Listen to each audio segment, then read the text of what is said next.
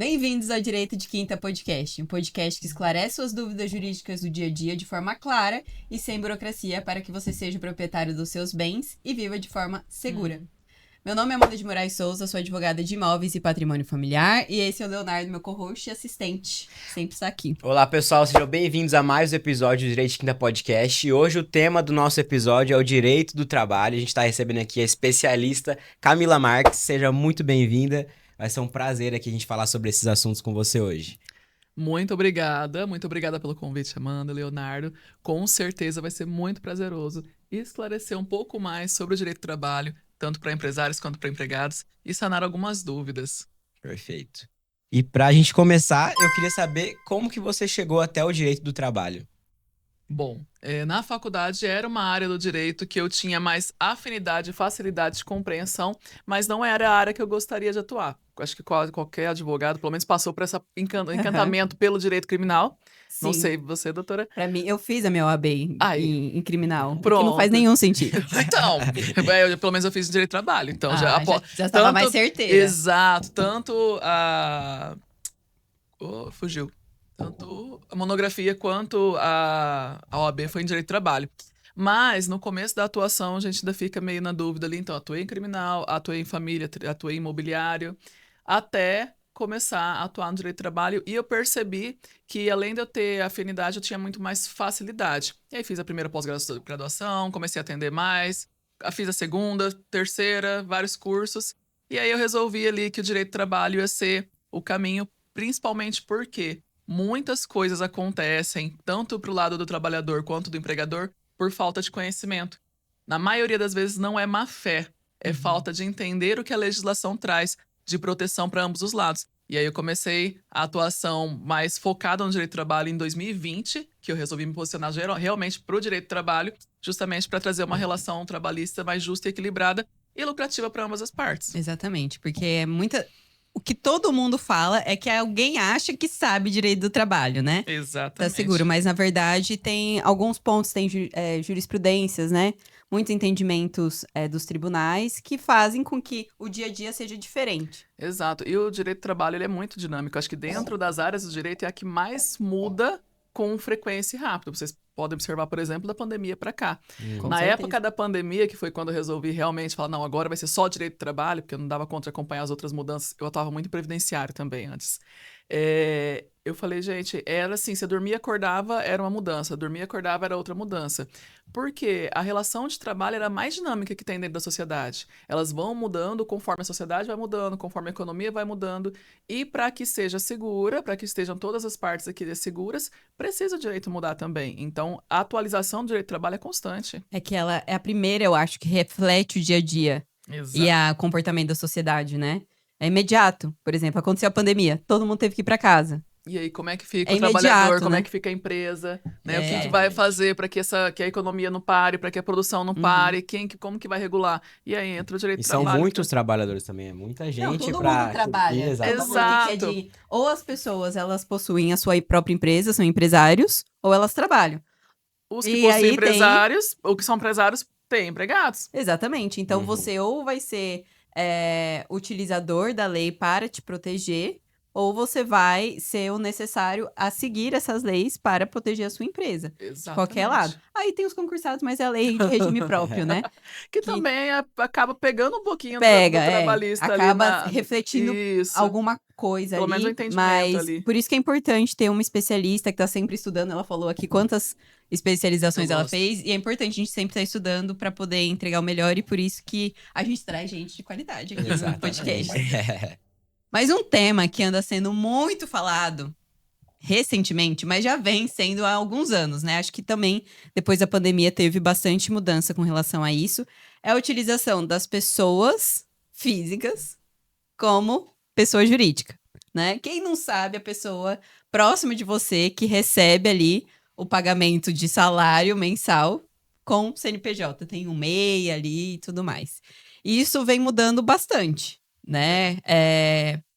Como que é, então, essa pejotização? Como que a gente define isso pra a pessoa saber se ela tá utilizando ou não?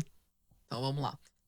A contratação de pessoa jurídica, ela é lícita, ela é correta, desde que feita da forma certa, adequada, com contrato ok e com a condução correta dessa relação de trabalho. Não é uma relação de emprego. Porém, o que vem acontecendo, que é o que chamam de pejotização, né, que a jurisprudência trouxe como pejotização, é a mascaração da relação de emprego como contrato de trabalho de pessoa jurídica.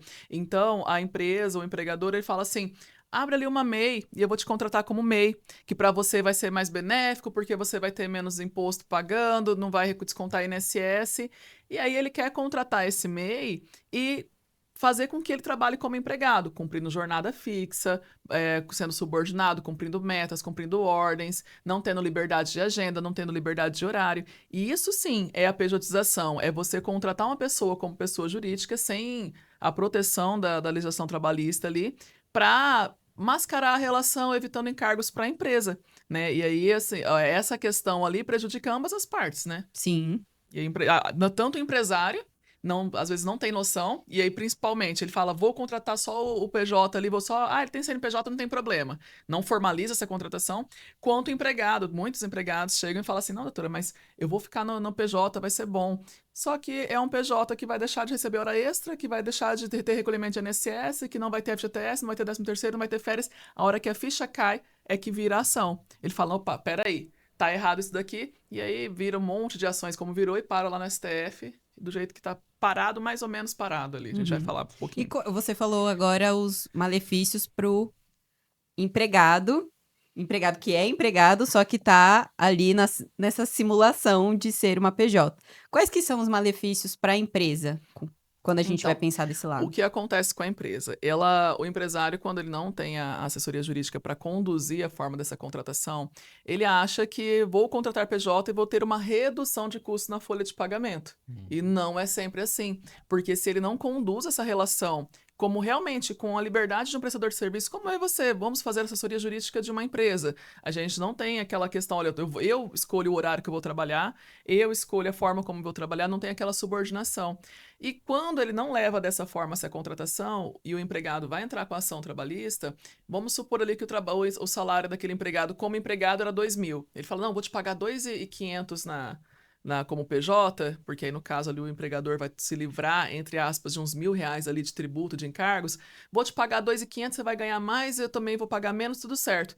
Só que esses 2.500, se o empregado entra com a ação depois de 3 anos de trabalho, vou nem colocar 5, 3 anos de trabalho, ele entra com a ação e comprova que realmente ele era empregado e não prestador de serviço, que o PJ geralmente é, ele vai receber FGTS, 13º, férias, recolhimento de INSS, vai ser obrigado a recolher direto no INSS a empresa, e aí o empresário que estava economizando, sei lá, R$1.000 por mês, vai pagar 30 numa ação, 40. E se dependendo, se forem várias pessoas, a empresa acaba ali. Não, né? exatamente. Isso que a gente colocou um salário baixo. Se você vamos pegar uma área também que o pessoal tem feito muito a pejotização, que é a transporte, né? O caminhoneiro. Os salários deles não são baixos, que geralmente são baseados na carga. Enfim, tem toda uma questão ali. Vou te pagar 5 mil para você ser PJ. Reconhece o vínculo de emprego, mostra ali, comprova. O empregado consegue comprovar que ele realmente não tinha autonomia, liberdade nenhuma, que ele não podia faltar, que se ele faltasse ele era advertido, enfim. A hora que ele consegue comprovar esses 5 mil ali de salário, junto com as horas extras que o caminhoneiro geralmente tem, vira uma ação ali de 100 mil facinho. E aí sim, que aí é uma bomba relógio a contratação do PJ se ela não for feita da forma correta pelo empresário. E falando da forma correta, como que o empregador pode fazer do jeito certo para contratar? A primeira coisa que o empregador deve fazer é o contrato de trabalho de prestação de serviço do PJ. É qualquer contrato? Vou pegar um modelo na internet, tá ok? Jamais, Não. gente, pelo amor de Deus. Toda vez que eu ouço alguém falando de contrato na internet, eu fico tremendo. Principalmente porque hoje tá na moda pegar do ChatGPT, da IA. E, gente, a IA, ela tem ali alguns pontos legais ajuda até. Bastante. Mas ela é muito simplista dentro dos conceitos e ela traz conceitos errados, às vezes. Exatamente. Inventa uns artigos. Exatamente. Eu vi uma sentença trabalhista hoje condenando um advogado, não um empregado, o advogado por litigância de má-fé, porque ela trouxe dentro do recurso de embargo de declaração fatos que nem estavam na peça, com todo respeito ao colega, o erro foi do colega também, de conferir que você pode usar como ferramenta de auxílio. Mas ele só pegou embargos, colocou como recurso e tinha pedidos que foram embargos que não foram nem feitos na inicial. Mas, assim, esse que é o problema. As pessoas não sabem também nem alimentar. A IA não sabe usar. Então, a pessoa ali, o empresário, o empregado, enfim, que vai buscar algum direito através da inteligência artificial, ele talvez não sabe nem como dar todo o subsídio para ela poder responder da forma correta. Por isso que é importante ter... E, gente, tem contratos que a gente, no dia a dia, sabe o que pode dar problema e o que não pode. E como proteger algumas coisas, né? Exato. Então, fazendo... E como a doutora estava falando até no off aqui pra gente, que é possível você contratar um advogado ali para fazer esses contratos para você e depois você reutilizá-los. Exato. Então, a primeira forma de usar com segurança é isso. Faz o contrato bem feito com um advogado especialista que vai orientar, vai entender a relação ali, o que precisa colocar. Dá para colocar a questão de jornada também, não jornada, mas colocar estipular um horário, pelo menos ali, uma obrigação mínima ali de tempo de prestação. Enfim, tem como você desenhar o contrato de uma forma que seja interessante para a empresa. Por que esse é o primeiro passo? Porque quando você vai para a Justiça do Trabalho e falar assim, olha, esse tipo de contratação não era o comum, que era você ter um contrato de trabalho indeterminado, que era registro na carteira sem prazo para o final. Esse aqui é um contrato especial. O contrato especial ele tem que estar expresso e escrito. É a forma de você falar, olha, tá aqui, eu tenho prova de que é isso desse jeito. Então, a primeira forma é formalizar. E a segunda é como você vai conduzir essa relação. Então, não adianta, eu fiz o contrato. Tem empresa que eu assessoro que eu puxo a orelha. Falei, você fez o contrato pro fulano do CPJ, mas ele tá aí todo dia, e aí? Aí você soube que ele foi aí, que estão cobrando ele porque ele quer, sei lá, na apresentação do filho dele durante a tarde. Falei, tá errado. Ou é PJ ou vai contratar CLT. Resolve o que você quer, porque senão eu não me responsabilizo depois. Então, você ter o contrato e levar a relação como se fosse uma relação de emprego também não resolve. Então, tem que ter toda essa condução. O dia a dia é porque os fatos mudam o que vem mais pra frente, né? O PJ, então, por exemplo, contratei uma empresa, eu vou contratar alguém por um escritório que seja PJ, por exemplo. Não aqui no meu escritório, porque advogado não pode, mas vamos supor uma empresa que ela quer contratar uma pessoa PJ. Ela não pode, então, cobrar horário.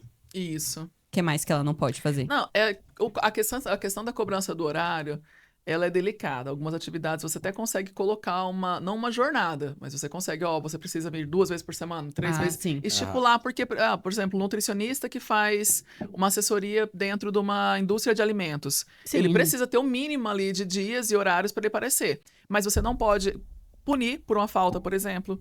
Hoje eu não vou prestar serviço, hoje eu não vou conseguir ir na empresa porque eu tô doente, então você não pode cobrar um atestado, ou não vou conseguir porque eu tive imprevisto, ou vou viajar uma semana. Uma das questões que faz com que o PJ seja PJ é a liberdade. É liberdade literalmente de jornada, de horário, de dias, né? Então, a flexibilização dele para a atividade dele. Fora isso, tem a questão do seguinte, você contratou o PJ, você subentende-se que é uma pessoa que sabe o que está fazendo. Então, você não vai ficar mandando ali, fulano, eu vou dessa forma. Exatamente. Então, ele tem que ter autonomia, ele não pode ter subordinação, né? Isso já são coisas que quebram a caracterização do vínculo de emprego. Como que o vínculo de emprego ele é caracterizado? Por subordinação, onerosidade, pessoalidade e habitualidade. Então, mas o PJ passa na empresa ou vai na empresa todos os dias. É habitualidade, ok.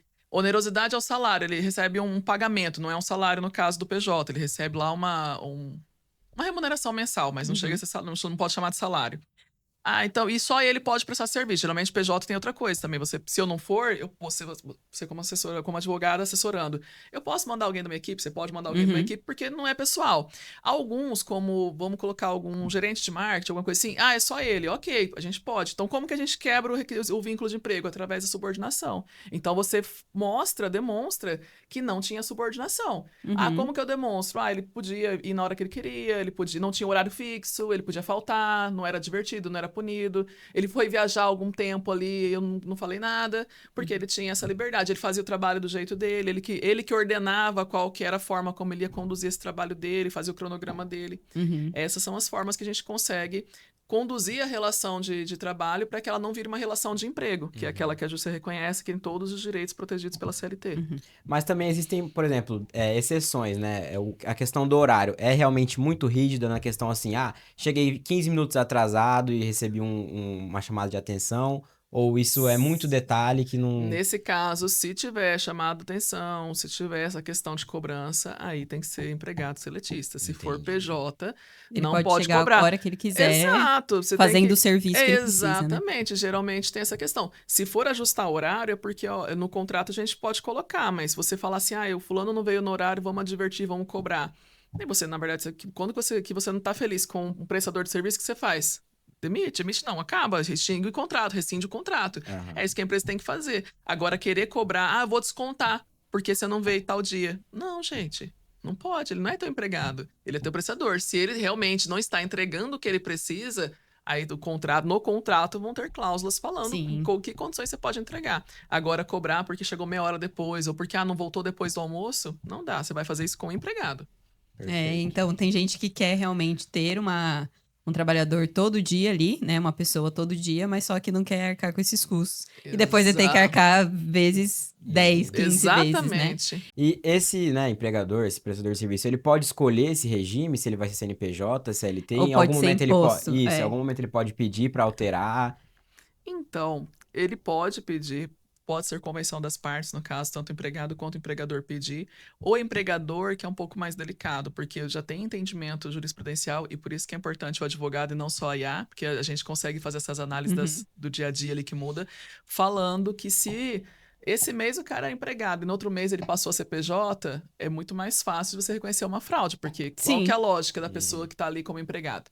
Mas tem alguns casos em que a pessoa realmente me procura e fala, não, mas ele quer porque ele quer trabalhar com outra coisa também. Então, assim, a gente combinou, eu gosto muito do trabalho dele, ele já tinha uma pessoa jurídica lá que estava suspensa, estava inativa, ele vai reativar e vai continuar trabalhando, ok. Então, pode ser por convenção. Agora, na pejotização, que é a fraude que as empresas têm feito, algumas, é isso. Não, você continua trabalhando para mim, mas você abre um MEI ali, e aí você vai trabalhar como MEI e vai emitir nota, beleza? Beleza. Então, assim, ou é assim ou você não vai trabalhar mais. Ou então, na contratação já fala, eu só contrato se for MEI. E aí, mas eu vou ter horário? Vai, vou ter, vai ter falta? Vai ter... Eu tô fraudando. Aí isso é a pejotização, é a mascaração da contratação da pessoa jurídica. E depois quem vai ter prejuízo, na verdade, é a empresa mesmo. É os dois, porque o empregado, o empregado não, o empregado, né? Quando, no caso da pejotização, é empregado. Quando ele faz o contrato de pessoa jurídica, ele não tem consciência financeira também do que ele está fazendo. Ele não vai recolher o INSS Com bonitinho, certeza. ele não vai fazer uma forma ali de... Como se fosse a empresa, né? Tem que ter um fundo de caixa, tem que ter uma reserva de emergência. Ele não vai fazer isso. Aí o que acontece? A empresa fala, não quero mais, dá 2, 3 anos. Aí o cara vai sair sem nada. Não tem uma rescisão, porque quando você é PJ, você rescindiu o contrato. No máximo que você tem um aviso ali de 30 dias, se o contrato foi bem bacana, estipulou ali 30 dias, algum valor, acabou. Você não vai ter FGTS para sacar, não vai ter seguro-desemprego, não vai ter a rescisão para receber. E aí, o que o empregado vai fazer? Então, para o empregado também não é tão vantajoso, porque ele acaba achando que é uma vantagem imediata, supostamente porque liga um pouquinho a mais, e para o empresário também não, porque essa economia, quando o empregado, e é bom de eu atuar para os dois lados, ao contrário do que muitos gurus do marketing aí falam assim, não, você tem que ficar de um lado só, e tem muitos empresários que têm essa birra. Se você atua para trabalhador, eu não quero te contratar porque você é para trabalhador. Nossa, mas é Menina, tão bom ter os dois lados. Gente, Saber o que tá acontecendo. Exatamente isso. Eu tenho essa visão estratégica dos dois lados e eu sei a dor que vem do empregado. E aqui que acontece? O empregado é de PJ, quando que ele procura o advogado? Quando chega na rescisão e ele vê que ele saiu sem nada e ele fala, putz, fui enganado esse tempo todo. Aí vem, procura, fala, mas tem jeito. Aí a gente tem que achar o jeito de mostrar a realidade do que aconteceu para além do contrato, mesmo que tenha sido dado no contrato. Nossa. É função. Não, é que é triste ver, às vezes, essa imposição, né? Porque se a pessoa precisa do emprego, isso está acontecendo. E a gente sabe muita gente que tem e isso. assim, que nem você falou, depois da pandemia ficou muito, assim, muito gritante. Nós temos muitas outras relações de trabalho que nasceram com a pandemia, principalmente na área que vai pro digital, para marketing, qualquer outra atividade digital. E assim, estão usando demais. E eu vejo que nem você falou assim, é triste, mas muitas vezes acontece realmente por falta de informação, até do empresário. Tem empresário que sabe o que está fazendo e fala, não, eu assumo o risco, tem. Mas tem muitos que falam, não, eu tô apertado, eu preciso reduzir o custo da minha empresa, Eu tive empresa que chegou para mim e falou, quero colocar todo mundo da gerência, cargo maior, em PJ. Eu falei, calma, não é assim. Não, mas a folha tá muito alta, né? Eu falei, calma, não é assim, vamos ver, pensar de forma estratégica e tal. E o empregado que aceita, porque depois já tem juiz falando assim, olha, mas ele aceitou uma condição que ele sabia que talvez, ou que não era boa para ele se beneficiou, porque querendo ou não, também não teve os descontos e tal, então ele agiu de má fé a entrar com ação depois. Tem já entendimento falando nesse sentido. Tem mesmo? Tem. Que aí não Aí no não tribunal tem depois, muita... depois ele tá. reforma. Eu falo juiz, ainda no tribunal tem um ou outro, Meu chega no Deus. TST. Por isso que chegou também no STF, essa discussão da pejotização, né? Pra Mas ver se realmente... A dúvida lá no STF é... Lá no STF, qual que tá sendo a discussão? Primeiro que das ações que parou lá para julgamento não é literalmente a pejotização, foi uma ação... Nada a ver. Foi uma ação de franquia. Exato, o franqueado comprou a franquia e tá alegando e tal. Tem essa, e tem as questões da uberização, que também é uma contratação de PJ, só que é diferente da pejotização. Então, mesmo que o STF tenha uma decisão falando ali algo a favor ou contrária, a gente ainda vai ter muita discussão na Justiça do Trabalho, porque o que importa é a realidade dos fatos. E a pejotização... ela é literalmente, é fato, é o que acontece na realidade do dia a dia, né? Não é só o que está no contrato. Então vai ter que ter essa discussão de como que era essa relação. E aí, que nem eu estava falando, eles fazem por não conhecer. O empregado acha que é mais benéfico, o trabalhador, o empresário, às vezes acha que assim, estou salvando a folha e o caixa da minha empresa, e aí vem risco para os dois lados. Outra coisa que acontece muito, esse PJ sofre acidente. Nossa, durante o trabalho. E esse PJ ali, se a empresa está realmente fazendo certo, bem assessorada, ela vai cobrar, perguntar se ele está recolhendo os tributos da pessoa jurídica, INSS certinho. Mas a maioria não faz certo, não é assessorada e não pergunta. O que acontece quando o cara sofre acidente? Não recebe nada. Aí também é outra coisa que faz com que o empregado me procure lá e fala, doutora, eu estava trabalhando no contrato, sofri acidente, estou faz 4, 5 meses afastado, não consigo mais voltar a trabalhar, tem como eu processar a empresa? Aí primeiro você fala, por que você fez isso? Fala, né? Primeiro tem a desculpa do que eu trago a consciência. Eu falo, você fez... né? Mas ok, mas tem. Como é que era? Aí lá vamos nós atrás de provas, né? De provar que a realidade era que ele era empregado. Porque se for mesmo como PJ e ele trabalhava como PJ, ele tem que assumir os riscos. Exatamente, por isso perfeito. que eu mesma aqui no meu escritório eu tenho um seguro específico que se eu cair, me ralar toda, ficar doente, eu recebo pelos dias que eu não trabalho. Pronto. Porque, querendo ou não, você abrir uma empresa é um risco. Exatamente. Né? Mas se for... E quando a gente abre a empresa e tem colaboradores, tem funcionários, igual eu tenho lá, eu acredito que a doutora tem aqui também, e é uma coisa que eu quero até implementar mais pra frente, nesse ano ainda, é colocar seguro para os colaboradores também. Ah, mas eu tenho obrigação? Não, mas, gente, o risco não compensa. É um valor tão baixo. Não compensa. Uma ação dessas de indenização para acidente de trabalho, ela pode chegar a ser milionária. Tem ações lá no escritório ainda mais rodando assim, que é mais de 1 milhão. Não, e dependendo do tipo, né, do acidente, às vezes a pessoa vai realmente ficar incapacitada para trabalhar pro resto da vida. Pronto, agora há pouco a gente estava conversando aqui no off do rapaz que morreu. Vamos supor que esse rapaz dessa empresa fosse PJ. Ah, mas eu tava... Aí o empresário fala, não, tô tranquilo, ele era PJ. Mas aí lá vai a família... Daqui a pouco ele descobre. Exatamente, lá vai a família investigar o que aconteceu e tudo mais, aí vai buscar testemunha. Aí dentro dessa empresa, não, ninguém vai testemunhar, só que tem alguém que ficou revoltado porque o cara morreu e o empresário não deu assistência pra família. Supondo, não é o caso, né? Mas não deu assistência pra família e tudo mais, e vai testemunhar. Aí a viúva vai pegar o celular e falar assim, ó, tá aqui, ó, tinha um grupo aqui do WhatsApp que ele falava que estavam cobrando ele porque ele não podia faltar, cobrando porque não bateu meta.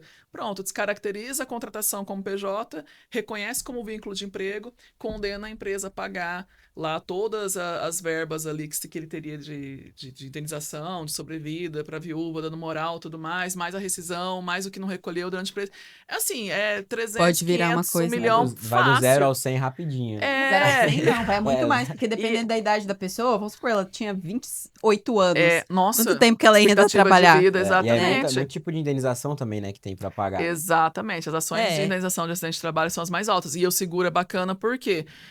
vai evitar o problema? Não, mas pelo menos você não vai tirar direto o caixa da sua empresa para você poder pagar uma indenização alta desse jeito. Então já dá uma aliviada, pelo menos. Com certeza. Mas uma coisa que é muito importante, então, a gente já deixou claro, se você for dono de uma empresa, busque e pensa, né, você tem os seus trabalhadores ali, seletistas, seguindo a CLT, e quer trocar ou pensa em abrir uma empresa e ter realmente pessoas trabalhando como PJ, é bom você procurar assessoria não só na hora que você vai abrir e fazer esse contrato, né? Mas depois, de tempo em tempo, para acompanhar se você realmente está fazendo isso da forma que Exato. deve, né? E Exato. depois, também o empregador, quem está sendo contratado, né? Busque, antes de você assinar qualquer tipo de contrato, saber exatamente quais são os riscos que você Exatamente. pode estar correndo. Para saber até os direitos que você está abrindo mão. Exatamente. E se alguma coisa. E fique atento se realmente essa caracterização de trabalho não existe, né? Se você Exato. começar a trabalhar como PJ e ser realmente como PJ, ok, né? Mas se começar a ter esses requisitos Essa que a doutora cobrança falou toda. aqui, já fique atento e vai juntando algumas provas aí para o futuro. Essa é uma dica que eu dou, que quando vem do outro lado, que eu estou assessorando a empresa e alguém entra com ação, com as provas, eu falo, meu Deus, que raiva que eu tenho disso, mas é verdade. Eu sempre falo, às vezes o empregado vem procurar, eu tenho dúvida se é assim ou não. Falei, bom, estou vendo que realmente tem uma fraude aí. Junta e-mail, junta print do WhatsApp, grava conversa, registra, tira foto do ponto. Gente, PJ tá batendo um ponto, não existe, pelo amor de Deus. Se você bate ponto, como PJ, Exatamente. eu tenho uma coisa pra te contar, principalmente empregador. Gente, aí o empregador fazer uma coisa dessa... É muita falta de conhecimento. Falta de assessoria. Falta É. de assessoria, falta de conhecimento. Não faça. A esperteza que não é tão esperta assim, né? É que é falta de conhecimento mesmo. Não sabe que isso não pode. Eu acredito, assim, os que chegam pra mim, pelo menos até agora, nenhum foi por malandragem. Todos foram. Até porque se for, eu também não assessoro. Desculpa, fica aí, não precisa nem cortar, mas não pego. Se a empresa. Não, tá certo. Eu tenho meus princípios, meus valores. Se meu propósito é trazer relação de trabalho mais justa e equilibrada, como é que eu vou pegar uma empresa pra assessorar que não quer corrigir a relação, que não quer fazer o correto? Então, se é malandragem, procura outro advogado, vai achar com certeza. A gente aqui também tem umas causas que a gente não pega, porque não bate com os nossos... Não tem como a gente trabalhar sabendo que você vai prejudicar simplesmente por prejudicar. Você não trabalha, você não consegue entregar da mesma forma que você entregaria, porque você já não acredita naquilo que você tá fazendo. Foi o que fez eu sair de algumas áreas, inclusive. Mas agora vamos mudar de foco pra um que a gente acha muito interessante, que eu acho que virou o sonho de algumas pessoas. Pra mim é um pesadelo. Então, mas não consigo. Que é o trabalho em home office, que não vai à empresa nenhum dia, mas é CLT. E também o trabalho híbrido. Esses tipos de trabalho, quando a pessoa fica em casa, eles têm as mesmas regras da CLT ou não? Então, outra coisa também que mudou bastante com a pandemia também. Na verdade, começou com a reforma em 2017, a reforma trabalhista. E com a pandemia, assim, veio aquele boom. Porque precisavam continuar trabalhando, não podia ter contato, então trabalho em casa. E realmente, a relação de trabalho, ela deu um salto no digital, assim, que demoraria anos. Com certeza. A pandemia em 2 anos fez coisa que talvez o Brasil demorasse 10. E aí veio a ideia do tal do home office. Tal é ótimo, né? Eu não sou muito adepta, mas realmente tem gente que produz muito melhor. Tem regras específicas. Também o ideal é que o contrato também seja específico. Vou só contratar e fazer aquele contrato padrão da contabilidade. Adoro os contadores, são meus amigos, mas eles mesmos sabem que aquele contrato não protege tanto. Então, para colocar num teletrabalho, para colocar no home office, para colocar de uma forma híbrida, precisa ter bem definido como que vai conduzir. Porque, mesmo que seja empregado, não sendo PJ ou sendo também, mas porque tem detalhes nessa contratação. É diferente. O empregador não está ali em cima para saber se ele está fazendo certo, se está conduzindo certo, se está logando na hora certa. Tem formas ali de saber, mas tem detalhes. E como é que funciona esse controle da jornada? Porque, assim, provavelmente pode acontecer de hora extra, mas o empregador não tem como saber o que está acontecendo, né? Tem. Então, assim... Agora tem. Exatamente, tem sim. As empresas geralmente controlam pelo login do sistema, né? Ou então, às vezes, pelo relatório que envia logo no começo, ou por uma reunião matinal e uma reunião de encerramento do dia, ou pelo ok no WhatsApp. Então, assim, dá para poder fazer o controle de jornada e dá para não fazer também. Então, quando você vai fazer o controle de jornada, tem que ter meios de fazer o controle. E quando não vai fazer, você consegue colocar no contrato metas, porque também não dá para deixar a pessoa acha que vai trabalhar em casa e vai ficar deitada, né? Exatamente, não dá. Então, assim, você coloca uma produção, você estipula uma forma de você cobrar a entrega daquele serviço, porque é benéfico para o trabalhador, é benéfico para a empresa que reduz custos, o trabalhador que tem uma qualidade de vida melhor, isso é comprovado. Principalmente nos grandes centros. Perfeito, isso que eu ia falar. As pessoas que eu conheço que moram em São Paulo, Rio de Janeiro e Brasília, que trabalham em home office, gente, falam que assim, foi a mudança de vida total. né? A questão de não perder tanto tempo em trânsito. Hoje eu consigo ir para academia, consigo buscar filho na escola. Mas esse benefício para ambas as partes precisa vir também acompanhado de responsabilidade de ambas as partes. Por que eu falo de ambas? Tá, a jornada de trabalho não é controlada. Ok, né? Tá lá no contrato. Mas o trabalhador, às vezes, a empresa acha que por ser home office, pode trabalhar a qualquer hora. Vai trabalhar na hora que eu pedir. Não tem limite, né? Não tem limite. Aí, 9h30 da noite, cadê aquele relatório? Exatamente. Então, assim, tem que tomar o cuidado com essa questão da jornada, porque se demonstrar que a empresa tem controle, de alguma forma, seja por e-mail, enfim, que ela consegue controlar, existe o direito à hora extra. Mas ela não consegue controlar, mas se o empregado consegue demonstrar que ele tá ali respondendo o grupo do WhatsApp depois do que seria o horário de expediente, que tá respondendo e-mail, que recebe demanda fora, também tem direito à hora extra. Então, não é porque tá em casa que é livre, nem para a empresa e nem para o empregado. Isso é muito importante, porque tem gente que acha que só porque realmente tá em casa, que pode chamar a qualquer momento. Isso aconteceu muito durante a pandemia, Nossa! eu acho. Que os horários ficaram muito trocados, né? Você quer ver o que aconteceu muito na pandemia? Nessa época eu dava aula também. Professor não tinha mais descanso. Porque, como você falou, os horários ficavam muito trocados, ainda estava se desenhando melhor essa forma de relação, os contratos ainda estavam se adaptando, os advogados, o judiciário também. Gente, aluno mandava mensagem meia-noite, 1h. Eu, que sou a pessoa ansiosa que quase não durmo, eu respondia meia-noite, 1h. Eu também fico... Caramba. Toda vez que eu recebo mensagem de noite, eu não consigo simplesmente... Não, agora eu consegui, porque você... Não, mas agora eu bloqueio. Filha. Por exemplo, final de semana, meu WhatsApp fica bloqueado, meu WhatsApp business, né? Aí eu pego e bloqueio pra eu não... Mas eu olho... Eu nem levo. Eu fico... Se eu separei o celular, eu fiquei... Não dá, porque eu fico preocupada. Eu olho, meu Deus, segunda-feira tem que fazer isso. Aí o que acontece? Cliente de assessoria mensal que tem demanda final de semana, tem meu número particular e me aciona no final de semana. Mas é raro também. Mas os demais, porque eu não tinha, a gente não parava. Até quando que... Isso aqui é uma coisa que, né, que nem é tanto assim no podcast. Tá falando nem de relações de trabalho, que as duas são empresas. Mas quando que eu me atentei disso? Quando um cliente meu, gente, foi muito abuso. Ele me mandou mensagem na sexta-feira de tardezinha, eu respondi. Aí ele mandou uma outra dúvida, tipo, sexta-feira, 9h e pouco da noite. Eu não respondi. Aí ele mandou depois sábado durante o dia... E eu tava num compromisso da igreja, não lembro o que era. Não respondi. Quando foi sábado à noite, ele mandou 5 seguidas. Aí, só que na época, meu WhatsApp tinha aquela visualização do tiquezinho, né? Aí ele pegou, na última, ele mandou assim... Isso é uma falta de respeito. Eu tô vendo que a senhora tá vendo minhas mensagens, a senhora não tá me respondendo. Nossa, como que pode uma profissional ser assim, não sei o que, não sei o que? Eu falei assim... É sábado, 9h30 da noite, na segunda-feira conversamos. Na segunda-feira ele mandou um monte de desculpa e tudo mais. Aí eu falei, não, eu preciso parar com isso. Sim. Não tinha vida. Mas, e as empresas acham que pode, voltando lá, as empresas acham que podem fazer isso. E não pode. Exatamente. Eu já vi casos de... Eu quero ver se tá certo.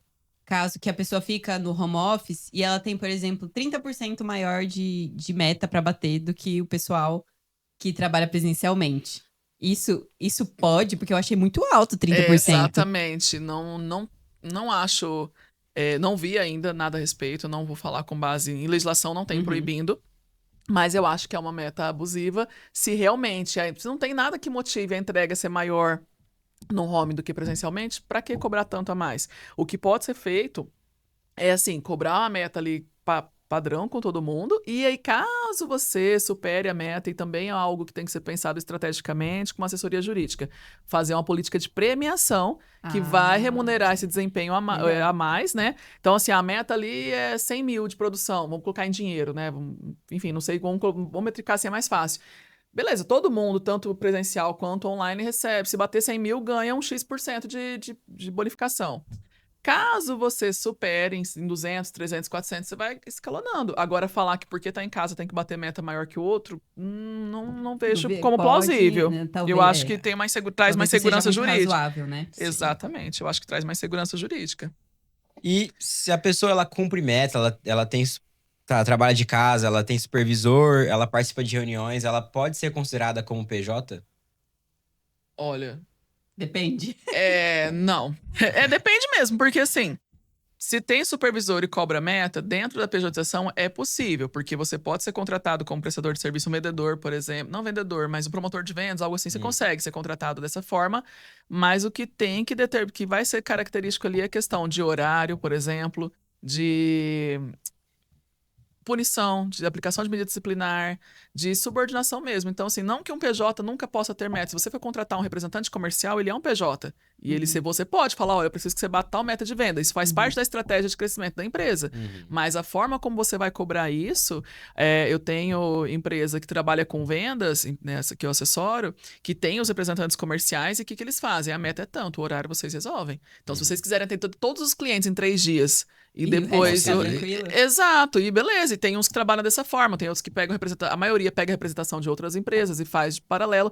Ok, tanto presencial quanto online, isso é possível. Agora, se você for cobrar e, não, tá errado isso daí, eu vou descontar porque você não tá produzindo tanto, ou porque você tá chegando mais tarde, porque você não tá logando no horário, aí já deixa de ser PJ, passa a ser CLT, e aí vem a açãozinha e o bolso dói.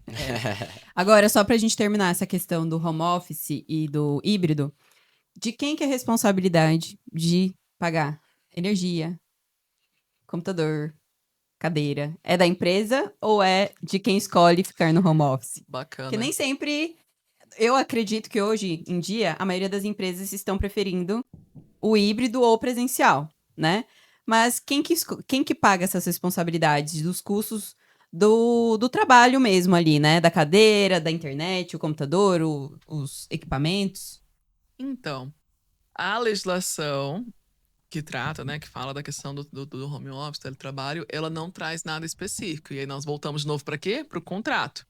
Eu entendo, e já tem jurisprudência nesse sentido, de que o risco da operação, o custo da operação tem que ser do empresário.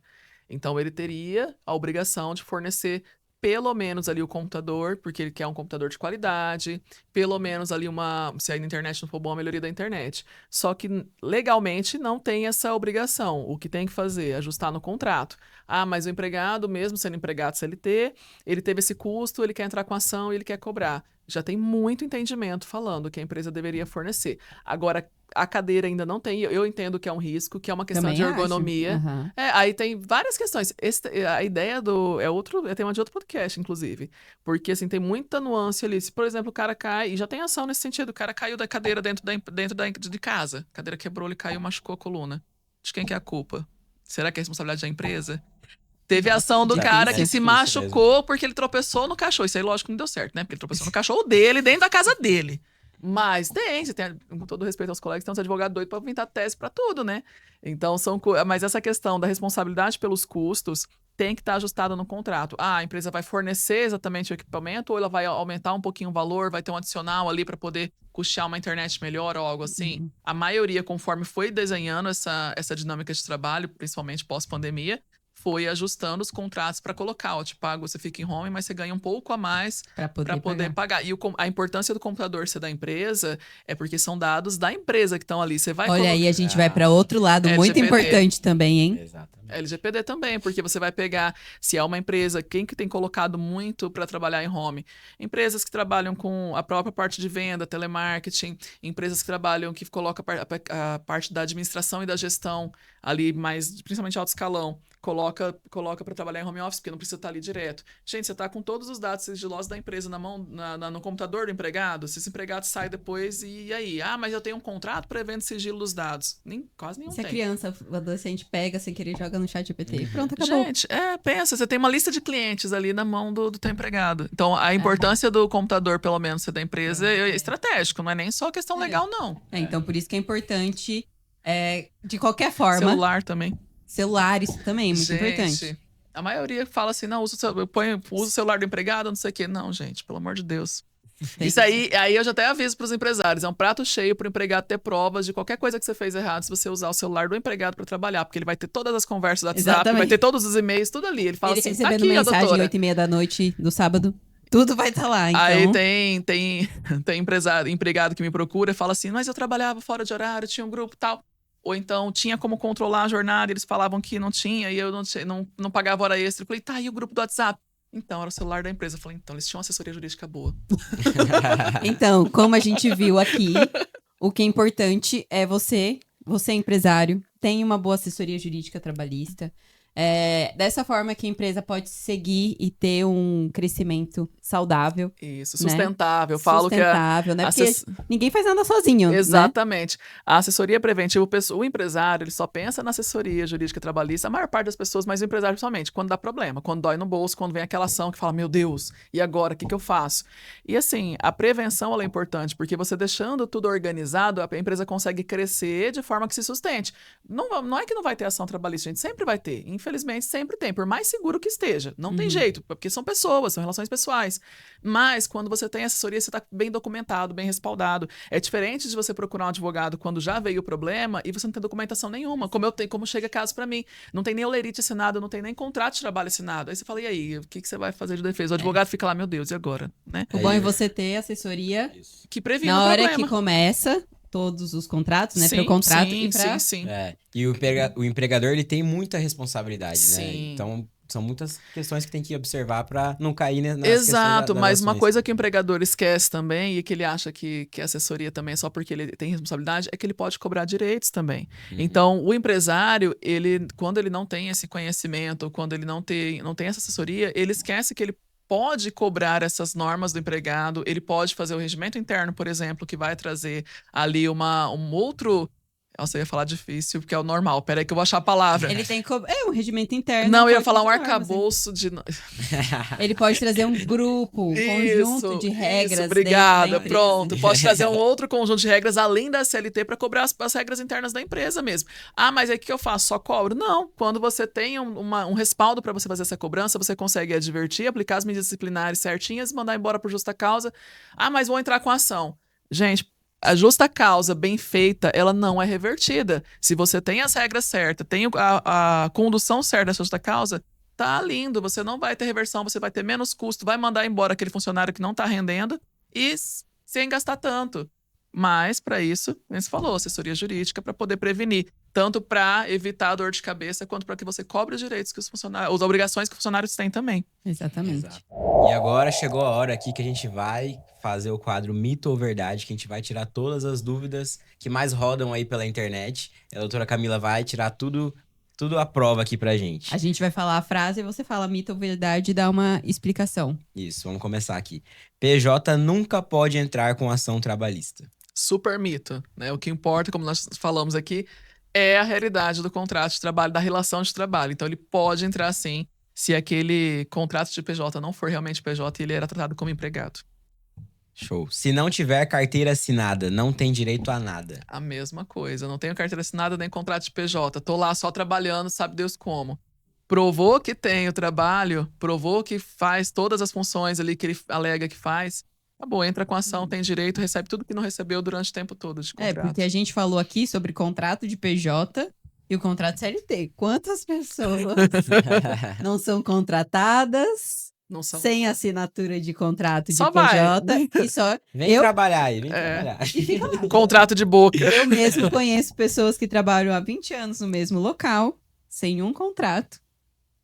E nunca sofreu acidente. Se sofresse, já tinha entrado com ação. Não, porque E também tem isso, as pessoas falam assim, é trabalho de escritório. Não precisa, porque não vai ter acidente. Mas enfim, eu fico só preocupada com que na hora que essa pessoa entrar, acabou a empresa, né? Não, e outra coisa, nem isso.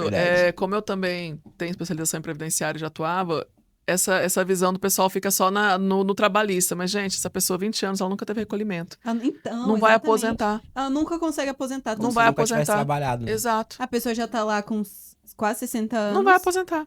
Aí vai atrás de um amparo social. E aí, já é outro colega que vai vir falar. Mas, enfim, também tem outros requisitos. Mas, enfim, a pessoa não pensa. Aí ela vai trabalhando desse jeito. Mas tá bom assim, porque o fulano me ajuda, gente.